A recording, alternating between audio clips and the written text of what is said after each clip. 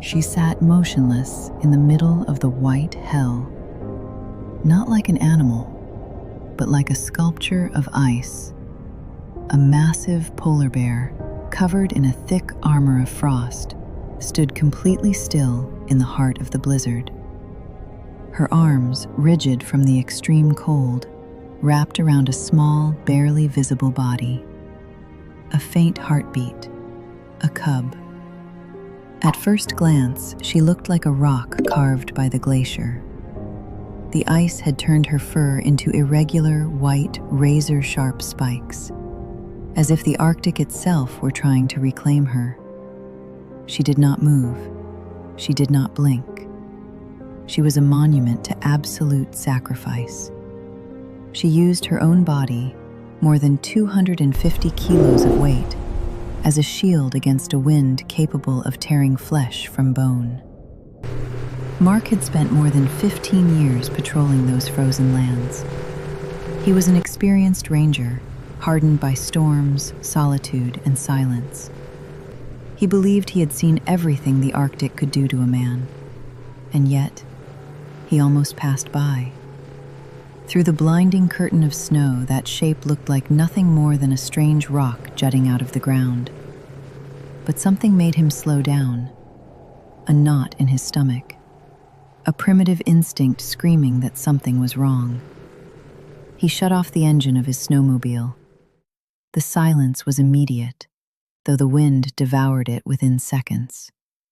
He advanced with difficulty, sinking waist-deep into the snow, shielding his face. And when he got close enough to make out the texture of fur beneath the ice, his heart began pounding violently in his chest.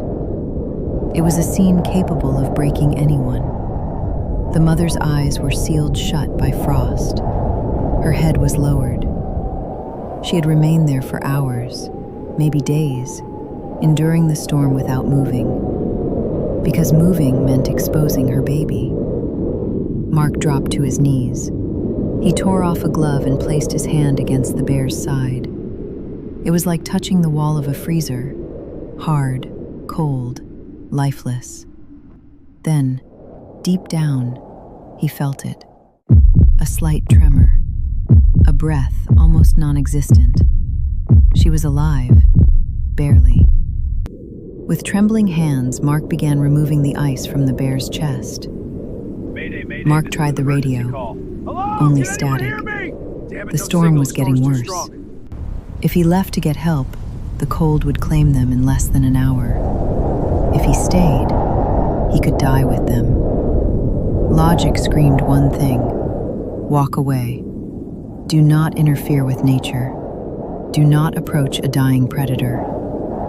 But Mark looked at the mother's frozen arms, still trying to protect her cub, and made the most dangerous decision of his life. He was not going to abandon them. He hooked the cargo sled to the snowmobile. What followed was madness driven by adrenaline. He used the winch, improvised levers, and every ounce of desperate strength he had to drag the massive, unconscious body onto the sled. It was dead weight, like moving a mountain. Then he lifted the cub. It was so light it barely weighed anything. He tucked it inside his own parka, against his chest, praying that human warmth would keep that fragile spark of life alive. He secured the mother carefully, praying for something even more dangerous, that she would not wake up during the journey. If she panicked while moving, he wouldn't stand a chance. The trip to the cabin was chaos fueled by fear. The sled bounced violently over ice ridges. Every jolt shot through Mark's spine like electricity. He wasn't afraid for himself. He was afraid for what he was carrying. He drove like a madman, racing against a temperature that showed no mercy. When they crossed the threshold of his wooden cabin, the real fight began. He dragged the bear onto a thick rug in front of the industrial fireplace. He stoked the fire until the flames roared, filling the room with life-saving heat. The image was unreal. One of the most feared predators on the planet lay helpless on the floor of a living room. Mark worked for hours. He massaged the mother's limbs with warm towels, trying to restore circulation without sending her into fatal shock. He placed the cub against her chest, covering them both with thermal blankets. And he waited. The silence was heavy, broken only by the crackling fire and the wind pounding against the cabin. Have you ever witnessed a miracle? Because what happened next was one. A small cry broke the silence. The cub. Mark ran to the kitchen and grabbed a bottle of warm milk he kept for emergencies. He knelt by the fire. The cub's eyes opened for the first time. Dark, confused. It was weak, its instincts dulled by the cold. Mark brought the bottle to its snout. 1 second. Nothing. Then, a tiny pink tongue latched on. The cub began to drink. Mark released a breath he didn't know he'd been holding. But the relief didn't last long. A deep, guttural sound vibrated through the floor. Mark froze. The blanket moved. The mother bear was awake. Her head lifted slowly. Her eyes, no longer covered in ice, locked directly onto him. This was the moment he should have died. A mother bear, waking up in a strange place, smelling a human, seeing her cub in human hands. That usually ends in tragedy. Mark didn't run. He didn't move. He lowered his gaze, showing total submission, holding the cub with extreme gentleness. Tension filled the room. The bear sniffed the air, the fire, the milk, the warmth returning to her body. And then, she looked at Mark. The attack never came. Instead, she let out a long breath and rested her head back on her paws. She watched as he fed her baby. There was no anger in her eyes. There was trust. Over the next 3 days, the cabin became the strangest nursery on Earth. While the storm raged outside, inside there was a sanctuary. The cub recovered quickly. It stumbled across the wooden floor, chewed on Mark's bootlaces, and fell asleep beside the stove. The mother took longer. She was dehydrated, exhausted. Mark brought her water and thawed fish. She ate gently from his hand, without aggression. She seemed to understand one thing: that furless human was the reason her cub was still alive. When the sky finally cleared, revealing a blinding blue dawn, Mark knew the dream was over. He called the professional rescue team. When the helicopter landed, the veterinarians were stunned. They found Mark sitting on the floor reading, the cub asleep in his lap, and a 250-kilo polar bear sleeping beside the fire.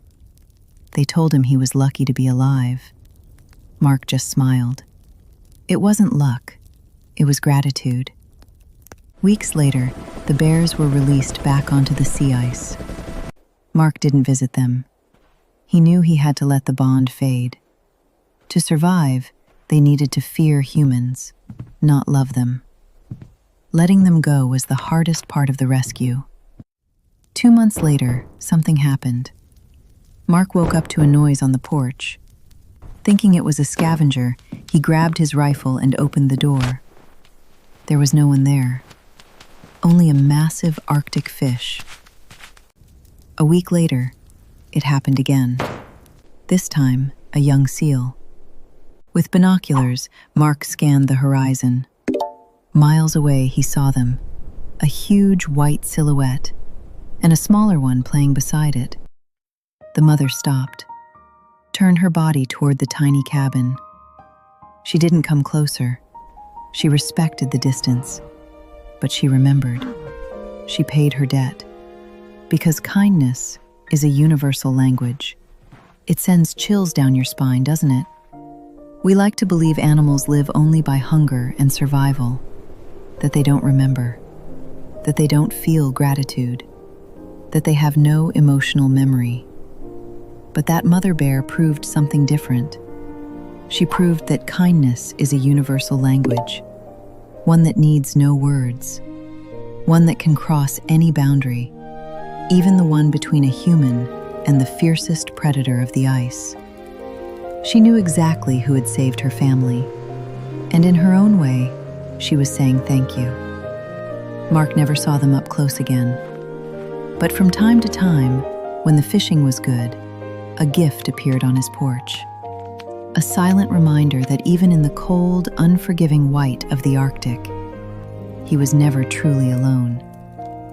If this story touched your heart, share it with someone who needs to believe a little more in kindness. And tell me in the comments, what is the bravest thing you've ever seen an animal do? You might be surprised to know how many miracles are happening right now, very close to us.